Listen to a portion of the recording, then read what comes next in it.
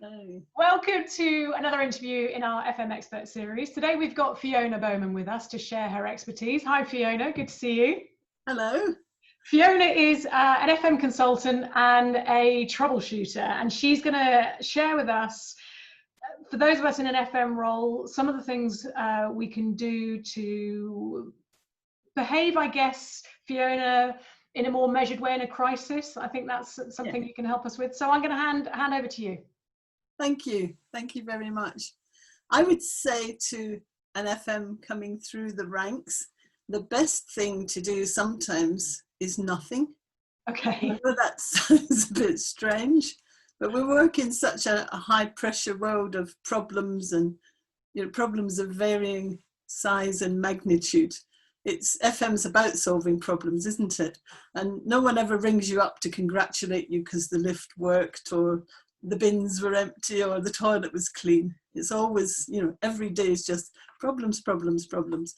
So I think when things get difficult and when in a crisis situation, you need to learn how to hold on, how to be calm, and how to watch as the situation unfolds. Even if you're being pressured, you should hold the line. Don't knee-jerk, and certainly don't make a decision because someone is pushing you to do so. Yeah. Other people have their own agendas and they have reasons why they would want you to make a quick decision. Yeah. I was the calmest person in a crisis when everything was kicking off, alarms going off everywhere and people rushing around. I just kept myself right in the middle of the action, and usually I would go somewhere like the security control room and I would let my teams get on with what they were trained to do. Yeah. And my staff always felt supported and they felt calmer because I was calm. I wasn't panicking. And often when you wait and you hold off making a decision, events evolve. Yeah. And you can see much more clearly what needs to happen. You'll make one decision instead of making several decisions on the hoof.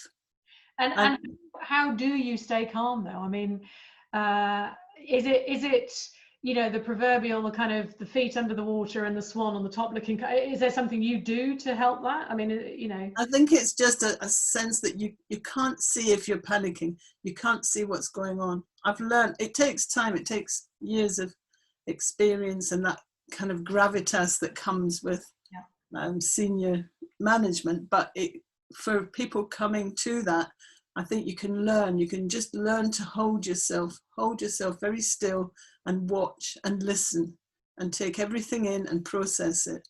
Don't just rush off and make the first decision, which as a young FM I did. I can remember situations where I made knee-jerk decisions and regretted and was told off. So this is coming from experience, and I think you're very, when you're younger and you're less experienced, you want to make a decision, you want to fix it, you want to make it right. And actually, if you take a bit of time, just keep calm and hold off and watch. And don't listen to, somebody, the CEO screaming at you because he wants everybody back in the building. Yeah. When there's an alarm going off, you've got to wait until you know that it's safe. And it's about all the time you're risk managing, aren't you? Yeah. You're doing little risk assessments in your head. And it's about knowing all of the implications of the decisions that you're making. Because you are responsible for the building, you're responsible for the people in it. Yeah. And it's not that you don't care, you just got to hold yourself in a very calm manner and watch and wait. And the hold the line thing, I always used to feel a bit like, an army captain or something, because, don't fire, don't do anything, and everybody wants to do it. You can see everybody's absolutely desperate to do something, but yeah, you can save yourself a number of erroneous decisions. Because, as I've heard you say before, FM is all about problem solving, isn't it? And FMs are problem solvers who want to get in and solve the problem, but you're just saying, take a breath. Yes, yeah, definitely. And I think as you progress in management, trusting the good people around you, trust your specialists in their areas of expertise, trust your engineering managers, trust your security managers. They know. You don't have to be the expert.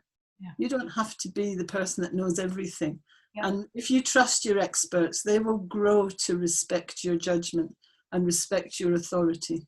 They won't do it straight away. That takes time and a lot of hard work building those relationships. But I have learned so much from people, from working with good people and giving them the opportunity to, make decisions and to tell me about things. And I think that's what, when you're learning to be a facilities manager, you think that you should always be the expert on something. And I say, particularly as a female in FM, there's always this expectation that you wouldn't know anything about the chillers or the the heat pumps or whatever, and it's that you gather information and you learn how your building works from those other people. But you don't have to go out and be the expert and make decisions on that. And FM is about managing. It's about managing stuff, whether it's people, buildings, services, equipment, culture, standards, isn't it? And you can't ever be an expert in everything. So no, thank you for that point. Fabulous. Anything else from you? This is brilliant.